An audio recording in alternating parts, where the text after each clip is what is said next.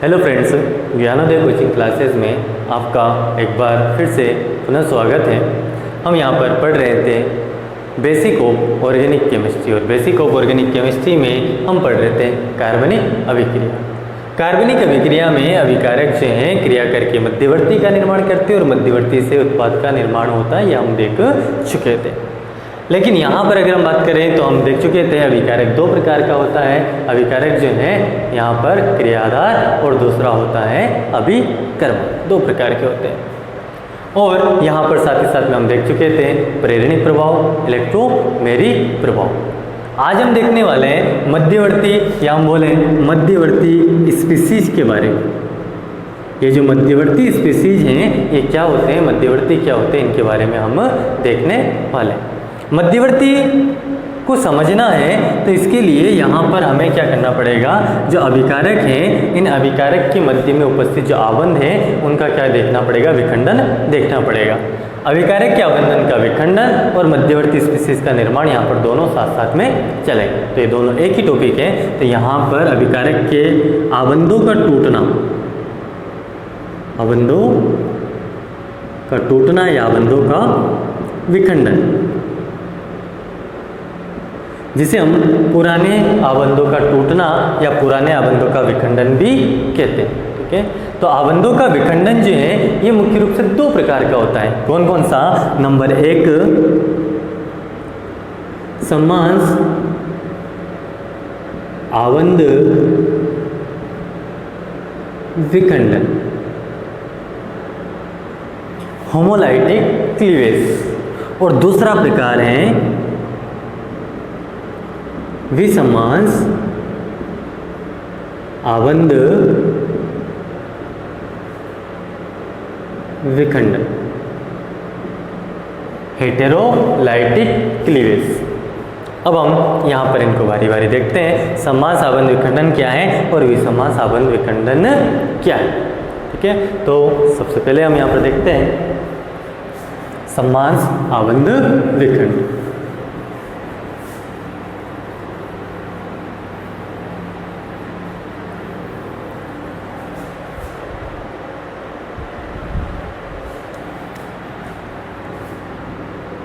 First प्रकार हम पढ़ते हैं समास आबंध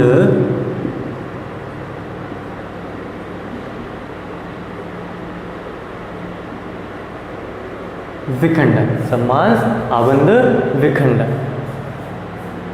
और समास आबंध विखंडन में हम यहाँ पर एग्जाम्पल ले सकते हैं क्लोरोमेथेन का, CH3Cl क्या नाम हो जाएगा, क्लोरोमेथेन।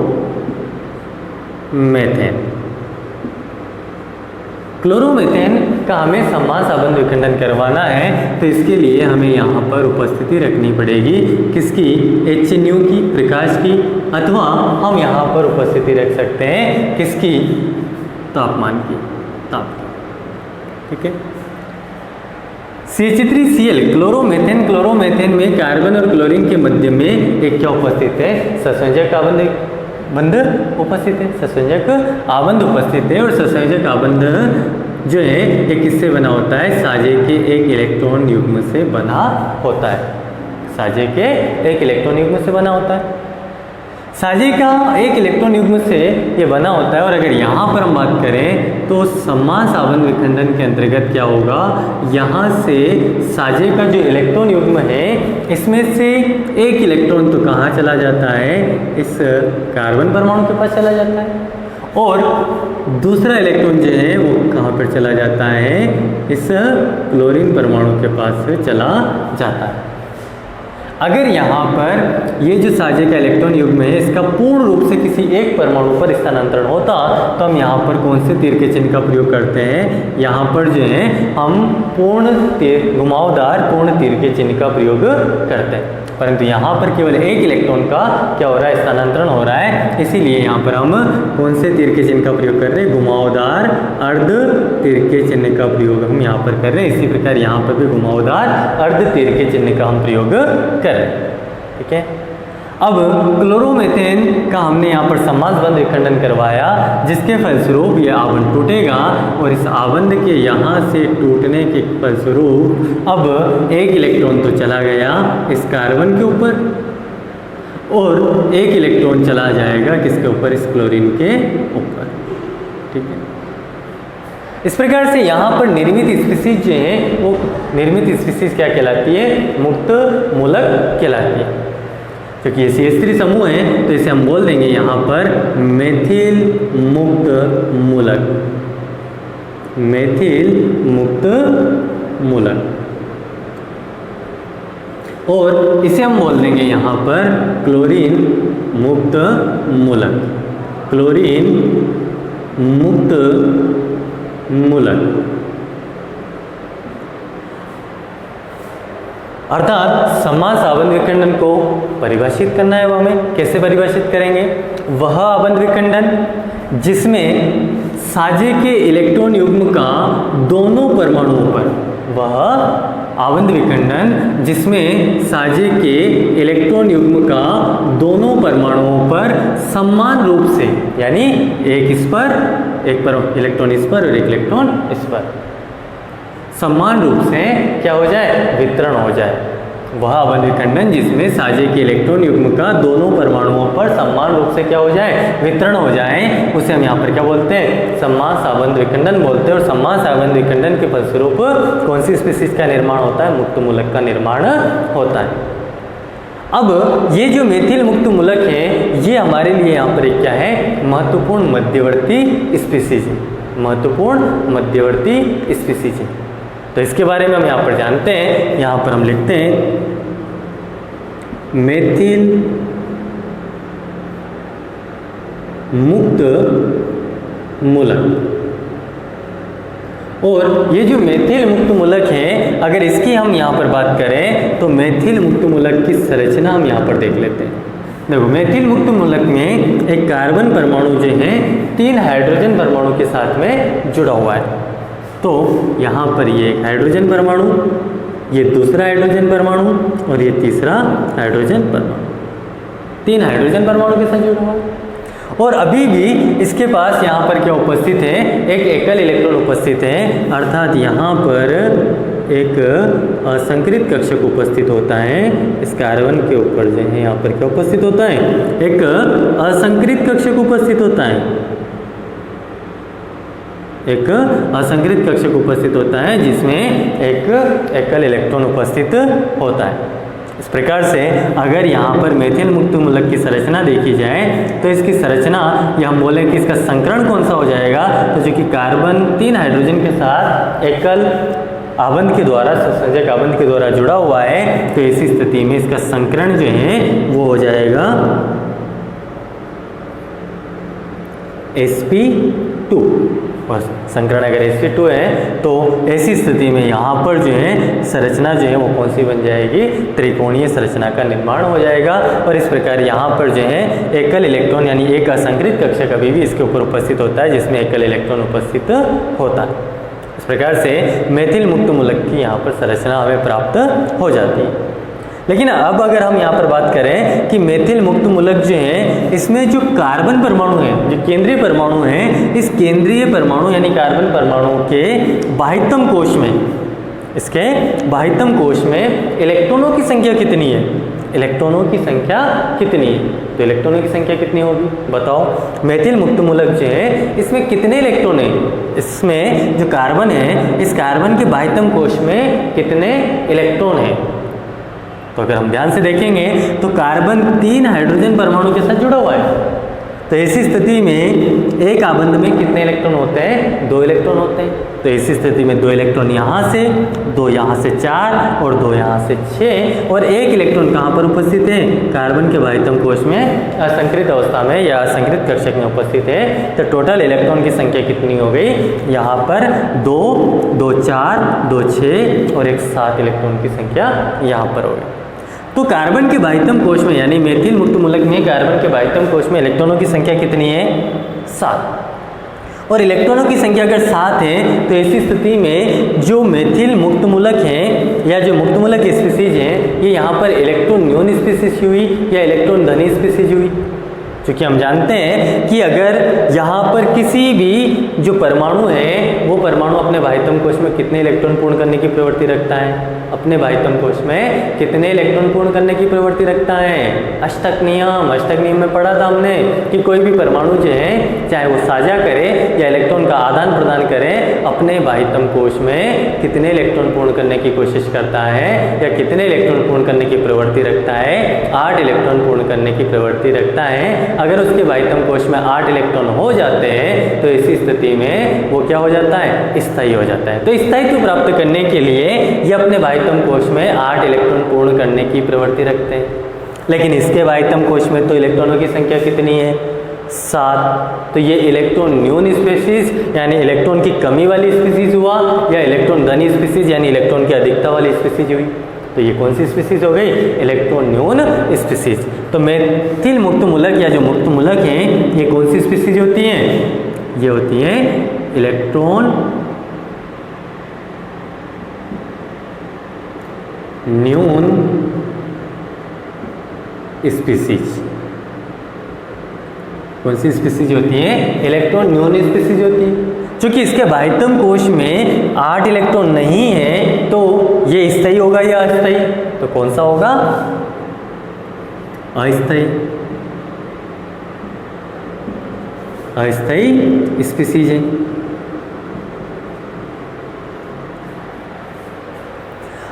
अब अगर यहां पर हम बात करें मेथिल मुक्त मूलक जो है या हम यहाँ पर बात करें मुक्त मूलक जो है, इनके स्थायित्व का क्रम देखिए, इनके स्थायित्व का क्रम देखिए, इनके स्थायित्व का क्रम देखिए। मतलब यानी ये तो हमने एक मुक्त मूलक देखा है, यहाँ पर ऐसे कई सारे मुक्त मूलक हो सकते हैं। तो उन मुक्त मूलक में से कौन सबसे अधिक स्थायी होगा और कौन कम स्थायी होगा, इसके बारे में हम यहाँ पर क्या करते हैं, देखते हैं, अध्ययन करते हैं। ठीक है, तो देखो सबसे पहले हम यहाँ पर लेते हैं कुछ मुक्त मूलक। एक लेते हैं हम यहाँ पर CH3 मुक्त मूलक। दूसरा हम यहाँ पर लेते हैं CH3 CH2 मुक्त मूलक। यानी हमने क्या किया, जो CH3 मुक्त मूलक था इसमें से एक हाइड्रोजन को यहाँ से हटाया, एक हाइड्रोजन परमाणु को हटाया और यहाँ पर क्या जोड़ दिया, कौन सा समूह जोड़ दिया, मेथिल समूह जोड़ दिया। तो CH3 CH2 मुक्त मूलक। यहाँ से एक हाइड्रोजन परमाणु यानी ये जो दो बचे हैं, इन दो में से एक हाइड्रोजन परमाणु और हटाकर अगर वहाँ पर मेथिल समूह जोड़ देंगे तो तीसरा मुक्त मूलक बन जाएगा CH3 CH3। एक हाइड्रोजन चला गया तो एक हाइड्रोजन बचा है और एक इलेक्ट्रॉन इसके ऊपर बच गया है तो उसे यहाँ लगा देंगे हम, ये एक मुक्त मूलक बन गया। और ये जो हाइड्रोजन परमाणु अगर इसे भी हम हटा दें और यहाँ पर CH3 समूह लगा दें तो अगला मुक्त मूलक बन जाएगा CH3 CH3 और जो एकल इलेक्ट्रॉन है वो यहाँ पर हम उपस्थित कर देंगे। ये जो मुक्त मूलक है इसका नाम हो जाएगा मेथिल मुक्त मूलक।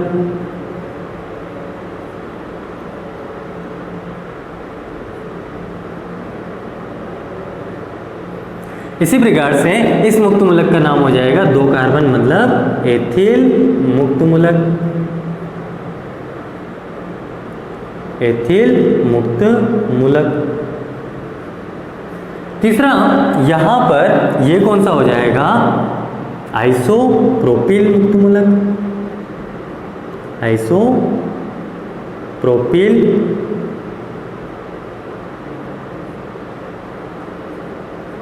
मुक्त मूलक।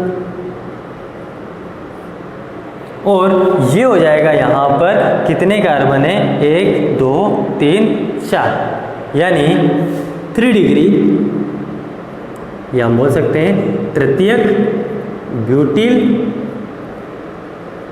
मुक्त मूलक।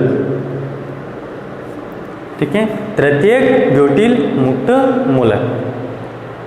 अब चूंकि मुक्त मूलक कौन सी स्पीसीज है, इलेक्ट्रॉन न्यून स्पीसीज है।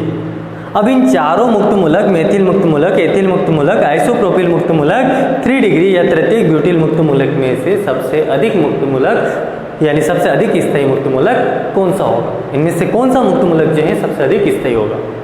और ये बात आप जानते हो, इससे आप पढ़ चुके हो, या हम बोले कि इनका स्थायित्व निर्धारित करने के लिए ही मैंने आपको कौन सा प्रभाव पढ़ाया था, प्रेरणिक प्रभाव यहाँ पर पढ़ाया था। प्रेरणिक प्रभाव अगर आपको याद है तो आप आसानी से डिसाइड कर सकते हो कि इनमें से कौन सा मुक्त मूलक अधिक स्थायी होगा और कौन सा कम स्थायी होगा। जब हमने प्रेरणिक प्रभाव पढ़ा था तो वहाँ पर पढ़ा था कि प्रेरणिक प्रभाव दो प्रकार का होता है, प्लस आई प्रभाव और माइनस आई प्रभाव, धनात्मक प्रेरणिक प्रभाव और ऋणात्मक प्रेरणिक प्रभाव। और वहाँ पर हमने देखा था धनात्मक प्रेरणिक प्रभाव में कि जो मेथिल समूह है, जो एथिल समूह है, जो आइसोप्रोपिल समूह है, ये सारे समूह जो हैं यहाँ पर क्या करते हैं, इलेक्ट्रॉन युग्म प्रदान करने का कार्य करते हैं, इलेक्ट्रॉन घनत्व में वृद्धि करने का कार्य करते हैं। तो देखो यहाँ पर देखते हैं सबसे पहले जो CH3 मुक्त मूलक हैं, इस कार्बन के बाह्यतम कोश में 7 इलेक्ट्रॉन है और इस कार्बन के साथ कोई ऐसा समूह जुड़ा हुआ है, यानी प्लस आई प्रभाव वाला समूह जुड़ा हुआ है जो इसके इलेक्ट्रॉन घनत्व में वृद्धि कर दे। ऐसा कोई समूह नहीं है जो इसके इलेक्ट्रॉन घनत्व में वृद्धि कर दे। लेकिन हम एथिल समूह में देखते हैं, एथिल मुक्त मूलक में देखते हैं, यहाँ पर ये जो कार्बन है इसके बाह्यतम कोश में 7 इलेक्ट्रॉन है और यहाँ पर ये जो CH3 समूह है, ये CH3 समूह चूंकि हम जानते हैं कौन सा प्रभाव वाला समूह है, प्लस आई प्रभाव वाला समूह है, तो ये इस कार्बन के बाह्यतम कोश में क्या करेगा, इलेक्ट्रॉन घनत्व के मान में वृद्धि कर देगा। और इसे किसकी आवश्यकता है, इलेक्ट्रॉन की आवश्यकता है, क्योंकि इलेक्ट्रॉन न्यून स्पीसीज है। तो मेथिल की तुलना में एथिल क्या होगा, अधिक स्थायी होगा। क्यों, क्योंकि यहाँ पर एक मेथिल मुक्त मूलक मेथिल समूह जो है वो, यानी एक प्लस आई प्रभाव वाला मेथिल समूह जो है वो क्या प्रदान कर रहा है, इलेक्ट्रॉन युग्म प्रदान कर रहा है, अर्थात इलेक्ट्रॉन घनत्व के मान में वृद्धि कर रहा है। तो मेथिल मुक्त मूलक से अधिक स्थायी होगा एथिल मुक्त मूलक। अब बात करते हैं एथिल मुक्त मूलक, समझाते हैं आइसोप्रोपिल मुक्त मूलक। और आइसोप्रोपिल मुक्त मूलक की बात करें तो आइसोप्रोपिल मुक्त मूलक में देखो यहाँ पर ये जो कार्बन, यानी जिस कार्बन पे एकल इलेक्ट्रॉन है, इस कार्बन की अगर हम बात करें तो ये एक मुक्त मूलक है, तो चूंकि इसके बाह्यतम कोश में वही 7 इलेक्ट्रॉन है, अतः यहाँ पर ये क्या है, इलेक्ट्रॉन न्यून स्पीसीज है। तो ऐसी स्थिति में यहाँ पर अगर हम देखें तो इस कार्बन से 2 CH3 समूह जुड़े हुए हैं और ये दोनों ही CH3 समूह जो हैं ये यहाँ पर क्या करेंगे, प्लस आई प्रभाव वाले समूह हैं, अर्थात ये इस इलेक्ट्रॉन न्यून कार्बन परमाणु के इलेक्ट्रॉन घनत्व के मान में क्या करेंगे, वृद्धि करेंगे। और इलेक्ट्रॉन घनत्व के मान में वृद्धि करेंगे तो ऐसी स्थिति में यहाँ पर इस कार्बन परमाणु के स्थायित्व के मान में क्या हो जाएगी, वृद्धि हो जाएगी। क्योंकि यहाँ तो इलेक्ट्रॉन घनत्व में वृद्धि करने वाला केवल एक समूह है, जबकि यहाँ पर इलेक्ट्रॉन घनत्व में वृद्धि करने वाले 2 समूह हैं। इसलिए एथिल मुक्त मूलक की तुलना में और अधिक स्थायी कौन होगा, एथिल मुक्त मूलक से भी अधिक स्थायी कौन होगा, आइसोप्रोपिल मुक्त मूलक एथिल मुक्त मूलक से अधिक स्थायी होगा।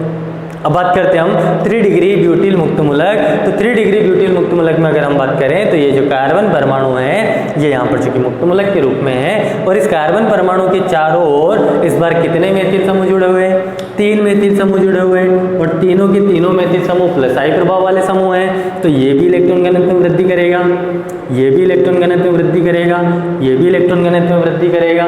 तो ऐसी स्थिति में यहाँ पर इस कार्बन के बाह्यतम कोश में पर्याप्त इलेक्ट्रॉन घनत्व हो जाएगा। इसलिए ये जो मुक्त मूलक है 3 डिग्री या तृतीयक ब्यूटिल मुक्त मूलक है वो आइसोप्रोपिल मुक्त मूलक से भी क्या होगा, अधिक स्थायी होगा। ठीक है, तो यहाँ पर हम विभिन्न मुक्त मूलक के स्थायित्व का क्रम निर्धारित कर सकते हैं। तृतीयक ब्यूटिल मुक्त मूलक सबसे अधिक स्थायी, उससे कम आइसोप्रोपिल मुक्त मूलक स्थायी, उससे भी कम एथिल मुक्त मूलक स्थायी और उससे भी कम यहाँ पर कौन स्थायी होगा, मेथिल मुक्त मूलक स्थायी होगा। यानी सबसे कम मेथिल मुक्त मूलक स्थायी होगा और सबसे अधिक इनमें जो है तृतीयक ब्यूटिल मुक्त मूलक स्थायी होगा। ठीक है, ऐसे अगर यहाँ पर हम बात करें तो मेथिल मुक्त मूलक या जो मुक्त मूलक है, कार्बन मुक्त मूलक है, इनके स्थायित्व का क्रम जो है हम एक और तरीके से निर्धारित कर सकते हैं। इनका स्थायित्व जो है एक और तरीके से हम देख सकते हैं, जिसे हम बोलते हैं हाइपर कॉन्जुगेशन या अति संयुग्मन। लेकिन जैसे मैंने पहले बताया कि ये मैं ऑर्गेनिक केमिस्ट्री का बिल्कुल बेसिक की बता रहा हूँ। बेसिक यानी हम बात कर सकते हैं मुख्यतः क्लास 11th और 12th के लिए। ठीक है, तो इसीलिए मैं यहाँ पर आगे ज़्यादा डिटेल में नहीं जाऊँगा। आगे डिटेल में यानी मैं एक बार फिर से जो है बीएससी के लिए जो बीएससी क्लास होती है, ग्रेजुएशन क्लास होती है, ग्रेजुएशन में पढ़ने वाले बच्चों के लिए, बीएससी के बच्चों के लिए यहाँ पर बेसिक ऑफ ऑर्गेनिक केमिस्ट्री का एक एडवांस लेवल जो है उसके वीडियो भी मैं यहाँ पर बनाऊंगा, लेकिन वो जो है वो हम बाद में बनाएंगे। अभी फ़िलहाल जो हम पढ़ रहे हैं वो केवल 11th और 12th के को दृष्टिया रखते हुए ही हम पढ़ रहे हैं। तो इसीलिए यहाँ पर केवल एक ही तरीके से हम इनका क्या देखेंगे, स्थायित्व देखेंगे, जो हम यहाँ पर देख चुके हैं। किसके आधार पर? प्लस आई प्रभाव के आधार पर, अर्थात प्रेरणिक प्रभाव के आधार पर।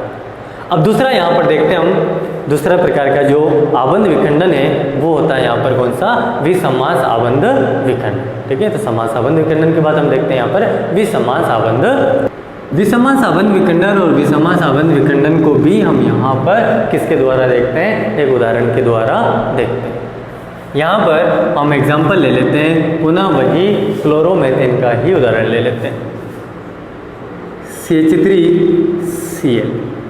ठीक है, और यहाँ पर वही जो कि एक संयोजक बंध है, तो संयोजक बंध का निर्माण किससे होता है? एक साझे के इलेक्ट्रॉन युग्म से निर्माण होता है। तो यहाँ पर हम लगा देते हैं ये साझे का इलेक्ट्रॉन युग्म। ठीक है, अब इस बार जो है हम यहाँ पर देखते हैं कि यहाँ से ये जो साझे का इलेक्ट्रॉन युग्म है, इस साझे के इलेक्ट्रॉन युग्म का यहाँ पर पूर्ण रूप से हम स्थानांतरण करवा देते हैं किसके ऊपर? इस हेलोजन परमाणु के ऊपर।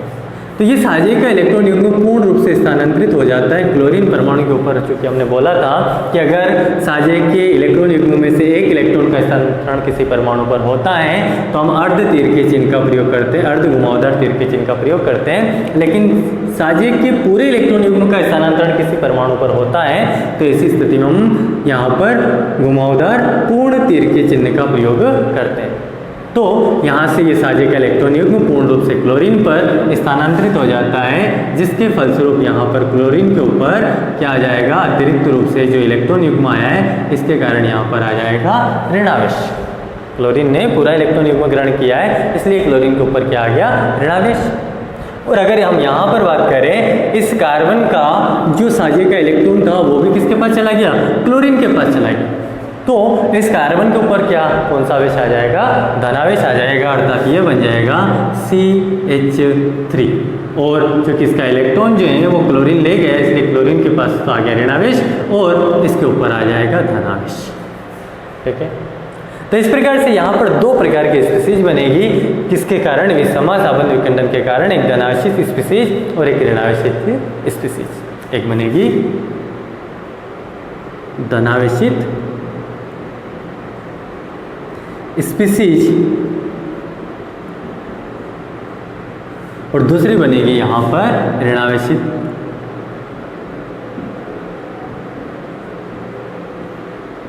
स्पीसीज। ठीक है, अब इसे हम परिभाषित करना चाहें तो परिभाषित कैसे करेंगे?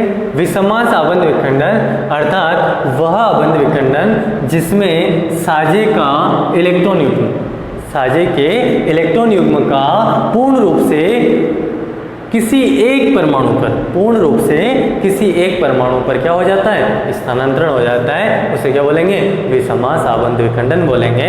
अर्थात वह आबंध विखंडन जिसमें साझे के इलेक्ट्रॉन युग्म का पूर्ण रूप से किसी एक परमाणु पर क्या हो जाए? स्थानांतरण हो जाए, उसे हम क्या बोलेंगे?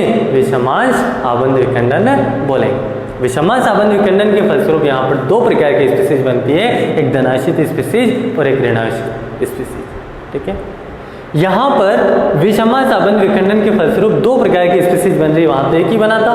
समास आबंध विखंडन में क्या हुआ था? साझे के इलेक्ट्रॉन युग्म का दोनों परमाणु पे समान रूप से वितरण हो गया था, और अगर किसी परमाणु के ऊपर एक एक इलेक्ट्रॉन यानी एकल इलेक्ट्रॉन उपस्थित हो तो उसे हम मुक्त मूलक बोलते हैं। लेकिन यहाँ तो साझे का इलेक्ट्रॉन युग्म केवल एक परमाणु पर स्थानांतरित हो गया है, तो जिस परमाणु पर स्थानांतरित हुआ वो तो ऋणावेशित स्पीसीज, और जिस परमाणु पर स्थानांतरित नहीं हुआ है वो धनावेशित स्पीसीज के रूप में बन जाएगी यहाँ पर। ठीक है, अब हम यहाँ पर दो एग्जाम्पल लेते हैं, हम यहाँ पर दो एग्जाम्पल लेते हैं। ठीक है, नंबर फर्स्ट एग्जाम्पल जो है वो सेम टू सेम यही CH3Cl का लेंगे, यहाँ पर CH3Cl। और नंबर सेकंड एग्जाम्पल जो है वो हम यहाँ पर ले लेते हैं CH3 और बोरोन। क्योंकि बोरोन की 3 संयोजकता होती है तो इन 3 में से 2 संयोजकता हम इधर रिक्त रखते हैं। अभी हमें केवल एक ही संयोजकता देखनी है यहाँ पर, ठीक है। CH3Cl जो है इसमें बंध किसके मध्य बना हुआ है? कार्बन और क्लोरीन के मध्य में। CH3B जो है इसमें बंध किसके मध्य में बना हुआ है? कार्बन और बोरोन के मध्य में। अब अगर हम यहाँ पर बात करें कि जो साझे का इलेक्ट्रॉन युग्म है वो यहाँ पर इस प्रकार से उपस्थित है, यहाँ पर भी साझे का इलेक्ट्रॉन युग्म जो है वो इस प्रकार से उपस्थित है। लेकिन अगर यहाँ पर हम बात करें तो कार्बन और क्लोरीन में से अधिक विद्युत ऋणात्मकता किसकी है? किसकी है? क्लोरीन की। और क्लोरीन की अधिक विद्युत ऋणात्मकता है तो ऐसी स्थिति में विसमान साबंध विखंडन के फलस्वरूप किसका निर्माण होगा? यानी साझे का इलेक्ट्रॉन युग्म का स्थानांतरण क्लोरीन पे होगा या फिर मेथिल पर होगा। तो जो अधिक विद्युत ऋणी परमाणु होगा वो इलेक्ट्रॉनों को अपनी ओर अधिक बल से आकर्षित करेगा, और अधिक बल से आकर्षित करेगा तो इलेक्ट्रॉन युग्म का स्थानांतरण किसके ऊपर होगा? क्लोरीन परमाणु के ऊपर होगा। अर्थात यहाँ पर सेम टू सेम स्पीशीज बन जाएगी CH3, यानी कार्बन के ऊपर तो ये इलेक्ट्रॉन युग्म क्लोरीन के ऊपर स्थानांतरित होगा, इसलिए कार्बन के ऊपर तो आ जाएगा धनावेशित और यहाँ पर क्लोरीन के ऊपर आ जाएगा एक की इलेक्ट्रॉन युग्म, जिसके कारण इसके ऊपर आ जाएगा ऋणावेश। अब ये जो स्पीशीज यहाँ पर बनी है इसे हम यहाँ पर क्या बोलेंगे? क्योंकि कार्बन के ऊपर जब भी धनावेश उपस्थित हो तो इसे हम बोलते हैं, इस प्रकार की स्पीशीज को हम बोलते हैं कार्बोकेटायन, या हम बोलेंगे यहाँ पर कार्बोधनायन।